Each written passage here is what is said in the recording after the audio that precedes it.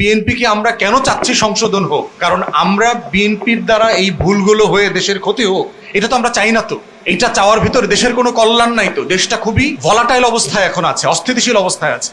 আমরা চাই একটা ন্যায্য শাসনের মধ্য দিয়ে এইটা স্টেবল হোক, এবং এটা স্টেবল তখনই হতে পারবে যখন আপনি আইনের শাসন কায়েম করতে পারবেন। আইন শৃঙ্খলা বাহিনী, বিচার বিভাগ পেশাদারিত্বের সাথে কাজ করবে। এর বাইরে দলীয় বিবেচনায় কাজ করলে সেটা কখনো অর্জন করা সম্ভব না। আইন যেটা আছে লেখা, সেটা একজনের বিচার করবার জন্য সাফিসিয়েন্ট। প্রবলেম হচ্ছে রাষ্ট্রের খাইসলত। রাষ্ট্র, সরকারি দল যখন মনে করে যে তারা ঠিক করবে কোনটা করবে কোনটা করবে না, আইন এখানে গুরুত্বপূর্ণ না, তখন সেই সরকারের কাছ থেকে আপনি বিচার কিভাবে আশা করবেন? এখন আইন শৃঙ্খলা বাহিনী প্রচণ্ড রকম নিষ্ক্রিয় ভূমিকা পালন করেছে আপনার 5ই আগস্টের পর থেকে।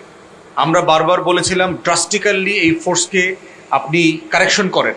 একটা বড় অংশকে বলেছিলাম রিটায়ারমেন্টে পাঠায় দেন, কারণ যারা আওয়ামী ফ্যাসিবাদের দোসরিপনা করেছে তাদেরকে আপনি সক্রিয় করতে পারবেন না। এবং দেখবেন যে সীমান্ত হত্যার পরে আমার ওসি, বাংলাদেশের ওসি বলে যে যাকে মারা হয়েছে ও গরু চুরি করতে গেছিল। মানে তখন এই কথা যখন বাংলাদেশের ওসি বলে, তখন আপনি বিজিবির কাছ থেকে, বিএসএফ এর কাছ থেকে কিভাবে বিচার আশা করতে পারবেন?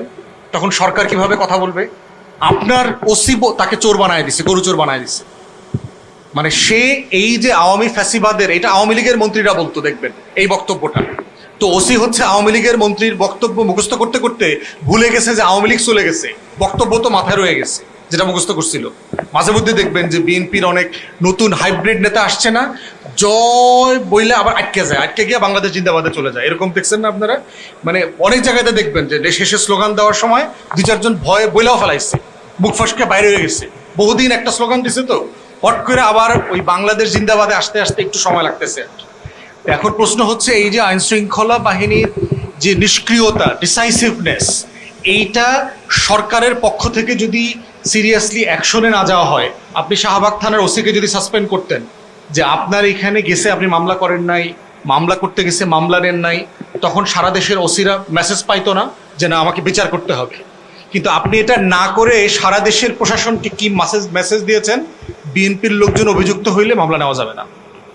তাই হচ্ছে, কোথাও কোনো মামলা হচ্ছে না। বিএনপির লোকরা গেলে ভয়ে কথা বলতেছে না, ভাই একটু উপর থেকে ফোন করে নিয়ে আসেন, একটু ডিসি সাহেবকে বলেন, রমনার অমুককে বলেন, তমুককে বলেন, এসপিকে বলে দেন। ওনাকে বললে ভাই আমি একটু দেখতেছি, ডিআইজির সাথে কথা বলে নেই। একদম এক্স্যাক্টলি আওয়ামী লীগের আমলে যা যা হয়েছে সেই রাষ্ট্রীয় খাইসলত আমরা দেখতে পাচ্ছি। এবং দিন শেষে যেগুলো বিএনপিকে আমরা কেন চাচ্ছি সংশোধন হোক, কারণ আমরা বিএনপির দ্বারা এই ভুলগুলো হয়ে দেশের ক্ষতি হোক, এটা তো আমরা চাই না। তো এটা চাওয়ার ভিতরে দেশের কোনো কল্যাণ নাই। তো দেশটা খুবই ভলাটাইল অবস্থায় এখন আছে, অস্থিতিশীল অবস্থায় আছে।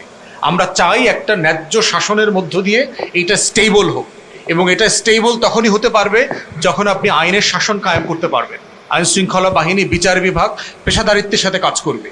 এর বাইরে দলীয় বিবেচনায় কাজ করলে সেটা কখনো অর্জন করা সম্ভব না। আইনজীবীরা ধর্ষকদের পক্ষে না। আইনজীবীদের বিষয় হচ্ছে যে কোনো নাগরিকের আইনি সেবা পাবার অধিকার আছে। নাগরিক যিনি ধর্ষক, খুনি, সে তো বাংলাদেশের নাগরিক, তো তার একটা আইনি সেবা পাইতে হবে না? আইনের ভিতরে বলে দেওয়া আছে যে আপনি সর্বোচ্চ সাজা পাওয়ার যোগ্য হলেও অনেক সময় শাস্তির মেয়াদ কমানোর সুযোগ আছে। তো সেই কথাটা কে বাস্তবায়ন করতে পারবে? যিনি খুনের মামলার আসামি তিনি তো পারবেন না। দেখবেন যে কারাগারে যারা ভালো আচরণ করে ওদের শাস্তির মেয়াদ কমায় দেওয়া হয়, 30 বছরের জায়গায় 22 বছরে ছেড়ে দেয়, 23 বছরে ছেড়ে দেয়। কেন? কারণ যাওয়ার পরে উনি ভালো ব্যবহার করেছেন, লেখাপড়া করেছেন, কোর্স করেছেন, অনেক কিছু করেছেন। এই জন্য হচ্ছে এই বিষয়গুলোতে সহযোগিতা করতে তো আইনজীবী লাগবে। এই জন্য হচ্ছে দয়া করে সাংবাদিক ভাইরা আইনজীবীদেরকে এই পয়েন্টে করবেন না যে অমুক খুনির পক্ষে, আবরার ফাহাদের খুনির পক্ষে অমুক আইনজীবী কেন দাঁড়াবে। ভাই দাঁড়াইতে তো হবে, আইনটা তো আইনজীবীর কাজ। দাঁড়ায় সে তো এটা বলছে না যে ভাই ও খুন করাটা ওরে মাফ করে দেন। তার বক্তব্য, সে আসলে ওই রাতে কি করেছে, এই কথাটা তো একজন আইনজীবীর মাধ্যমে বলতে হবে। তো তাকে, তার একটা বক্তব্য আছে না, এই বক্তব্যটা তাকে দিতে হবে। বিচার এখানে যেটা দেখলাম, সে অলরেডি স্বীকার করেছে। তো স্বীকার করলে তো আপনি চাইলে 1 সপ্তাহ ফাঁসি দিয়ে দিতে পারেন, আর তো বিচার হওয়ার কিছু নাই। আপনি এখানে ট্রায়াল কোর্টে মামলার কনভিকশনের রায় দিবে, যেহেতু স্বীকার করেছে সে তো আর আপিল করবে না। তো আপিল না করলে এরপরে আপনি আপিল বাস্তবায়ন করবেন। সরকারের একটা ডেডলাইন আছে যে তারা 6 মাসের ভিতরে বিচার প্রক্রিয়া শেষ করতে চায়। বিচারিক প্রক্রিয়া দিন তারিখ দিয়ে শেষ করবার চেষ্টা করাটা ভালো না। আমাদেরকে যে দাবিটা তুলতে হবে, ন্যায্য বিচারের দাবি। এবং সেটা দ্রুত করবার জন্য চেষ্টা করা, এবং স্পেশাল ট্রাইব্যুনাল আছে এই কাজগুলো করবার জন্য। চাইলে এটা 7 বছরের নাটক করবার দরকার নাই, এটা 3 মাস 6 মাসে করা সম্ভব, যেহেতু আপনার এখন ডিএনএ স্যাম্পলিং আছে। সোনার বাংলায় প্রবলেম হচ্ছে যে আপনার আইন পরিবর্তন না হওয়ার কারণে ডিজিটাল ফরেন্সিক অনেক এভিডেন্স কোর্টে প্রডিউস করা যায় না। এখন মান্দাদার আমলে দেখছো কিনা, দেখছি, কইছিলা, কেমনি দেখছো, এগুলো বর্ণনা করা লাগে আর কি। তো এখন সিসিটিভি, ফরেন্সিক এভিডেন্স, ডিএনএ এভিডেন্সের কারণে যেটা হচ্ছে, মামলার আপনার তথ্য উপাত্ত রাষ্ট্রের কাছে, কোর্টের কাছে পেশ করাটা সহজ হয়ে গেছে। তাই সরকার চাইলে, রাষ্ট্র চাইলে এই মামলা খুব দ্রুত শেষ করতে পারবে, কিন্তু সেটা দিন তারিখ দিয়ে না। আপনি মাঝখানে দেখেছেন একজন আলেমকে, একজন মসজিদের ইমামকে ধর্ষণের মামলায় গ্রেফতার করে 1 মাস জেল খাটানো হয়েছে। পরে কিন্তু ডিএনএতে মামলাতে আসছে যে আপনার এই আলেম, এই ইমাম সাহেব এটার সাথে জড়িত না। এখন আবার উল্টা দিকে চিন্তা করেন, যেন তেনভাবে যদি বিচার করতে চান, দ্রুত বিচার করতে চান, তাহলে এই ইমাম সাহেব কিন্তু পাগল হয়ে গেছেন, উনি কিন্তু হাসপাতালে ভর্তি। কারণ সম্মানের মর্যাদার জায়গায় চিন্তা করেন যে একজন আলেম, যিনি মসজিদের ইমাম, তাকে আপনি ধর্ষক বানাইছেন। ওই সমাজে আপনি তাকে কোন জায়গাতে নামিয়ে দিয়েছেন। এবং পুরো বাংলাদেশের যে শাহবাগী সুশীল শুভেন্দুরা আছে, এরা সবাই উঠে পড়ে লাগছে এই যে হুজুর ধর্ষক।